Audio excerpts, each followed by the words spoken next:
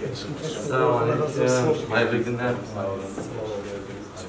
Selamünaleyküm. Hoş geldiniz. Hayırlı günler. Sizinle tanışmak için Meleği ziyaret gerçekleştirdik. Şahin Bey Ziraat Odası Başkanı'ydı. 2'lerinden beri, yani 8 yıldan beri önümüzde benim seçim var. Sizlerine bir nebze faydamız olsun diye bu işe soyduk. Bizim de yoksa ben de inşaat biraz yaptım ama şu hatırını dinlemeye gelenler çok az. Biz ona alışkın değiliz yani. Yani Ali Bey, biz özellikle şunu söylüyoruz, gerçekten yeri geldiğinde asıl korumamız gereken, hatta parti programımızda özellikle belirttiğimiz, biz diyoruz çiftçi hazine gibi korunmalı. Şimdi ben ziraatçı değilsem ama en iyi bir ziraatçıdan sormam lazım. Ali Bey'den sormam lazım. Ondan bulunma hesabıyla ziraat açısından gerçekten nasıl bir fayda olur? Örnek veriyorum, mesela şu anda Gaziantep'imizde bir fıstığımız var. Fıstıkta ciddi manada geçen gün bir köyde gitmiştik. Onlarla bir görüşme yaptık. Gerçekten şu anda özellikle ziraat konusunda biz tarım ülkesi olma hesabıyla ama şu anda en geride kalmış bir ülke olarak bakıyoruz. Mesela Hollanda'ya baktığımızda, bir Ukrayna'ya baktığımızda, her ne kadar bizim kadar, örnek veriyorum Hollanda gibi bir ülkede, ne kadar bizim gibi büyük arazileri olmasa bile ama ciddi manada dünyaya söz sahibi olmuş birisi. Bir ziraat olduğunda, gerçekten çiftçilik olduğunda veya diyelim tarım ürünleri olduğunda bu sefer en iyisini yapmak lazım ki eldekini iyi satabilmelisin yani. Tabii. Yoksa siz yapmazsanız birilerine muhtaç kalacaksınız. Yani örnek veriyorum, pandemi başladığında özellikle genel başkanımızın da bir açıklaması vardı. Dedi ki tarım ürünleri öyle stratejik bir öneme sahip olacak ki yeri geldiğinde belki kimyasal silahtan daha önemli olacak.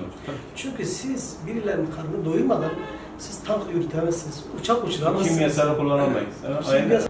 Çiftçilik gerçekten bu manada ciddi manada korunmalı. Hatta bizim parti programımızdaki bir şeyde de, maddesinde de biz diyoruz ki yani planlı bir tarım politikası olmadığından dolayı bir bakan, başka bir bakan değiştiğinde tamamıyla o bakanın bütün projelerini çöpe atıyor, yeniden sil başlıyor. Bu eğitimde de böyle. Yani doğrudur, sizin dediğiniz gibi. Eğitimde de böyle. Maalesef biz Türkiye olarak gerçekten böyle uzun vadeli bir planlama yapmamız lazım. Mesela yeri geldiğinde bazen biz de açıklama yapıyoruz. Bakıyorsun bu yıl işte örnek veriyorum soğan eken çiftçi sayımız çok az. Soğan fiyatları birden altınla yarışma hale başlıyor. Bu sefer patates çok geldiği için patatesler de dereye dökülüyor, çöpe dökülüyor. Aynı şekilde diğer seneye baktığımızda bu sefer bakıyoruz, bu sefer patates çok ciddi manada işte bir değer kalıyor, değerleniyor. Bu sefer soğan çok gittiği için de soğan. Yani siz uzun vadede bir politika yapmazsanız siz bu manada ne çiftçiyi, ne ülkeyi, ne ülke ekonominize katkınız olmaz.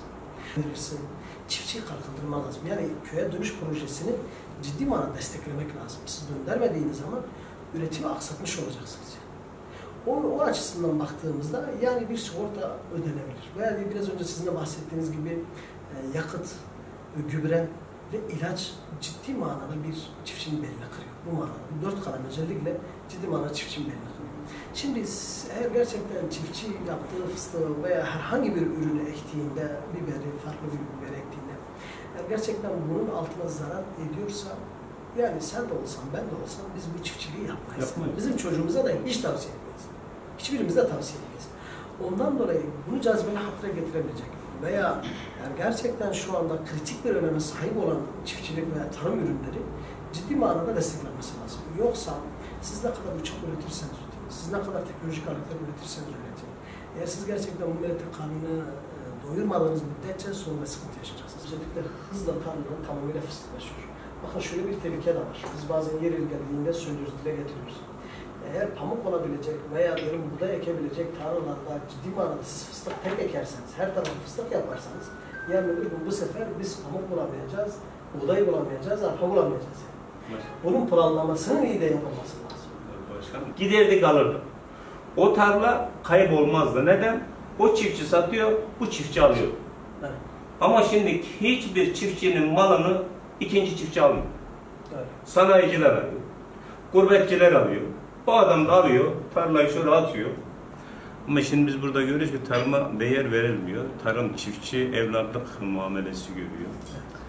Az önceki dediğiniz gibi Antep fıstığı, bakınız başkanım, Antep fıstığını bir bahçeyi oluşturabilmek için bugün fidayı dikeceksin, fidanı bugün dikeceksin. 15 yıl 1 lira geliri olmadan 15 yıl o tarlaya alın teri dökeceksin, masraf edeceksin, 15 yıl sonra sana meyve vermeye başlayacak. Evet. Ne kadar zor şartlar. Hiçbir sanayici 15 yıl para kazanmadan bir emek verip de 15 yıl sonra kazanacağım diye başlamaz. Yapmaz. Kurtarmaz çünkü.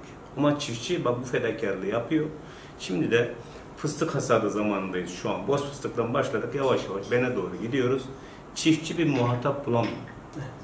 Çünkü 3-5 tane iki elin parmağını geçmeyecek tüccar, zengin babalar oturuyorlar. Fıstığın fiyatını yarın bu fiyattan fazla almayacağız. Çiftçi mecbur verecek. Çiftçi borçlu. Mecbur satacak. Depolama gibi bir şansı yoktur.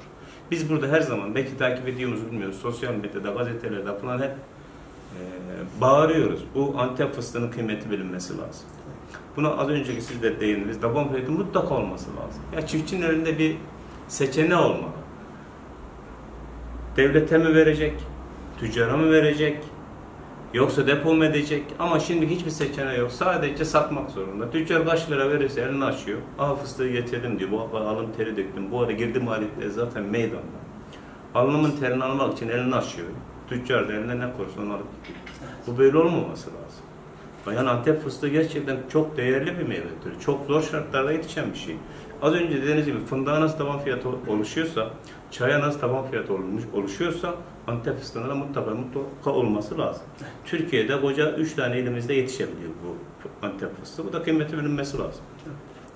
İkinci bir şey, biz Gaziantep olarak, Güneydoğu Anadolu bölgesi olarak aşırı derece kurak seneler, mevsimler geçiriyoruz.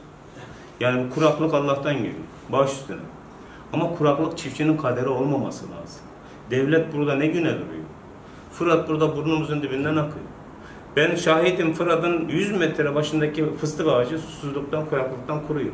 Çiftçi kendi imkanıyla çekemiyor. Burada devlet buna imkanlar sağlaması lazım. Şuradan doğru tutsan 70 kilometre. Bir dünya su Suriye'ye akıp gidiyor. Biz bunu mutlaka ve mutlaka suru tarıma geçmeliyiz ki Konya'dan, Hollanda'dan, Ukrayna'dan biz bunlardan rekabet sağlamamız lazım. Ukrayna-Rusya savaşı çıktı, kara kara düşünmeye başladık. Buğdayı nereden alacağız, arpayı nereden alacağız, mısırı nereden alacağız? Ya biz niye onlara güvenelim? Bizim toprağımız mı yoktur? Güzelin topraklara binalar dikiliyor, tarım alanları her gün azalıyor, her gün azalıyor. 1 metre atmıyor toprağımız, bir karış artmıyor. Eylül-Ekim ayında ben üretim alanını artırıyorum. Yani zamanında yapılmayan, planlı bir tarım projesi olmayan, planı olmayan bir ülkedeyiz şu an. Onun için de üretim her sene düşüyor.